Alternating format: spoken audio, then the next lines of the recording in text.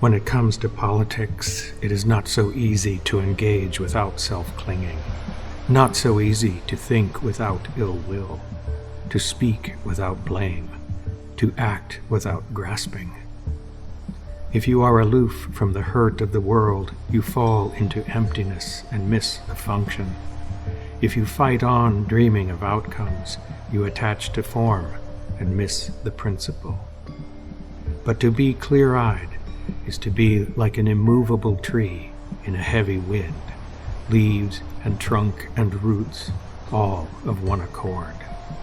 Realize this tree, and all will be well.